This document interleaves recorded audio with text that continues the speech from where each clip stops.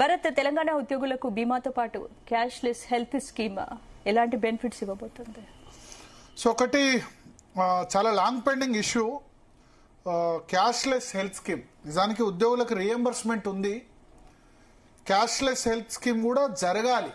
అంటే ఆరోగ్యశ్రీ ఎట్లా అయితే వస్తుందో ఇప్పుడు సెంట్రల్ గవర్నమెంట్ ఉంది, CGHS central government health scheme చాలా అద్భుతంగా ఇంప్లిమెంట్ అవుతుంది. సెంట్రల్ గవర్నమెంట్ హెల్త్ స్కీమ్ కింద not only in patient, out patient అంటే డాక్టర్ల దగ్గరికి లేకపోతే ఫ్రీ మెడిసిన్స్ కూడా సిజిహెచ్ఎస్ డిస్పెన్సరీస్ చాలా ఉంటాయి. సో రాష్ట్ర ప్రభుత్వ ఉద్యోగులకి మాత్రం ఇది ఒక చాలా రోజులుగా మెడికల్ రియంబర్స్మెంట్ రావట్లే.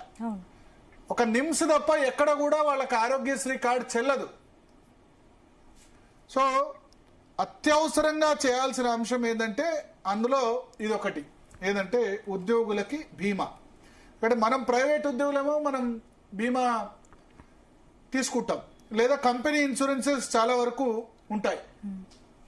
చాలా వరకు కూడా ప్రైవేట్ కంపెనీలు, సాఫ్ట్వేర్ కంపెనీలు, దీనిలో పనిచేసే వాళ్ళకి కంపెనీలే ఇన్సూరెన్స్ కల్పిస్తాయి.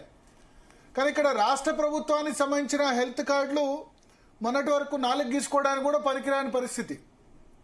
ఎందుకంటే దాంతో అక్కడికి వెళ్తే గనక అది ఒక్క నిమ్స్ తప్ప ఎక్కడా చెల్లదు. నిమ్స్ లోనేమో బెడ్ దొరకదు, అంతే కదా. నిమ్స్ లో బెడ్ దొరుకుతుందా?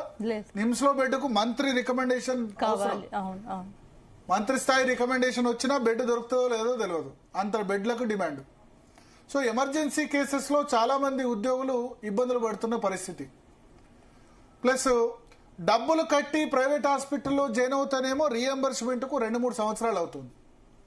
సో ఇవాళ ఇప్పుడు రెండు చేసింది రేవంత్ సర్కార్. ఒకటి ఎంప్లాయీస్ హెల్త్ బెనిఫిట్ కోసం బీమా సంబంధించి క్యాష్లెస్ సంబంధించి ఒకటి చేసింది. దానిలో ఉద్యోగులు తమ బేసిక్ పేలో 1.5% చెల్లించాలి.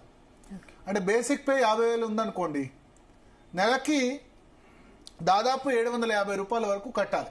750 × 12 అంటే 8,000, దాదాపు 9,000 వరకు వాళ్ళు ఫ్యామిలీకి బీమా కోసం చెల్లాలి. 9,000 వీళ్ళు కడితే 9,000 ప్రభుత్వం కడుతుంది, 18,000 అవుతుంది. సో ఇట్లా 528 కోట్లు సంవత్సరానికి ఉద్యోగుల వాటా, 528 కోట్లు ప్రభుత్వ వాటా. సరే, చాలా కాలం తర్వాత ఇప్పుడు కార్డ్లెస్ స్కీమ్ తీసుకొచ్చారు. ఒకటే అబ్జెక్షన్ ఏంటంటే ఈ 1.5% ఆఫ్ బేసిక్ పే అన్నది చాలా ఎక్కువ ఉంది. ఇక్కడ ప్రభుత్వం జమ చేస్తుందో లేదో తెలియదు, ఉద్యోగుల నుంచి చాలా ఎక్కువ కట్ చేస్తున్నారు. ఇంతకుముందేమో 0 క్యాష్లెస్ ట్రీట్మెంట్, ఇప్పుడు క్యాష్లెస్ నుంచి ఉద్యోగులే వద్దు బాబు, మేము 0% కాదు మేమే కంట్రిబ్యూట్ చేస్తామని చెప్పారు.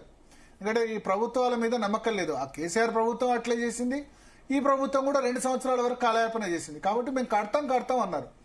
అయితే కట్టించుకుంటున్న మొత్తం చాలా ఎక్కువ ఉంది. 1.5% ఆఫ్ బేసిక్ పే అంటే ప్రైవేట్ ఇన్సూరెన్స్ చేసుకుంటే దానికంటే తక్కువ ధరలోనే అయిపోయే అవకాశం ఉంది. రెండవది ప్రమాద బీమా ప్రవేశపెట్టారు. ప్రమాదం కారణంగా అంటే సింగరేణిలో ఉంది, ప్రమాదంలో మరణిస్తే ₹1,00,00,000 వరకు ఇన్సూరెన్స్. టర్మ్ ఇన్సూరెన్స్ ప్రతి ఉద్యోగికి 10 లక్షలు. అంటే సహజ మరణమైన ఉద్యోగి తన పదవి కాలంలో మరణిస్తే 10 లక్షలు. ఈ రెండు మంచి స్కీమ్సే. బట్ మరణించే తర్వాత ఇచ్చిన స్కీమ్స్ కంటే ఉద్యోగులకి బతుకున్నప్పుడు ఇచ్చే స్కీమ్స్ అన్నవి చాలా ఇంపార్టెంట్ అని నేను భావిస్తాను.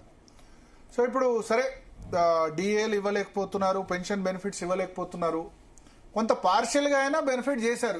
దేశంలో ఉద్యోగులకు ఇలాంటి పథకం ఎక్కడా లేదని మరి మంత్రులు అంటున్నారు. మరి దీనివల్ల ఉద్యోగులు 100% తప్పు. దేశంలో ఉద్యోగులకు ఎక్కడ లేదంటే central government health scheme CGHS చూడండి, మీకు 24 రూపాయలకి షుగర్ టెస్ట్ చేస్తారు. ప్రపంచంలో ఇక్కడ 24 రూపాయలు. ఆ కార్డు ఉంటే చాలు. Not only in patient, out patient కూడా 24 రూపాయలకి షుగర్ టెస్ట్ ఎక్కడ దొరుకుతుందా? హెచ్బిఎన్సి టెస్ట్ మామూలుగా 700-800 అయితే 150 రూపాయలకి ఆ సిజిహెచ్ఎస్ కార్డు ఎక్కడ మీరు విజయ డయాగ్నోస్టిక్ పోండి, యశోద పోండి, అపోలో పోండి, చేయాల్సిందే. సిజిహెచ్ఎస్ రేట్ ప్రకారం చేయాల్సిందే. సో దేశంలో ఎక్కడ లేదు అన్నది ఆ పేకుళ్ళు పేకొద్దు. సరే, ఇప్పుడు ఆ కేసీఆర్ ప్రభుత్వం ఎందుకు చేయలేదో వాళ్ళ దగ్గర చాలా డిలే అయింది. అక్కడ కొన్ని పెట్టారు, డిస్పెన్సరీస్ అవి పెట్టారు, కానీ అది ఇంప్లిమెంట్ కాలేదు. ఎందుకంటే ఉద్యోగులు కంట్రిబ్యూట్ చేసేందుకు రెడీగా ఉన్నా జరగలేదు. బట్ ఇక్కడ కూడా ఆలస్యం జరిగింది. ఎందుకంటే పోయిన జూన్లో వాళ్ళ చర్చలు అవుతాయి, ఇప్పుడు ఫిబ్రవరి దాకా వచ్చింది. మాట్లాడదాం మనతో పాటు చర్చలో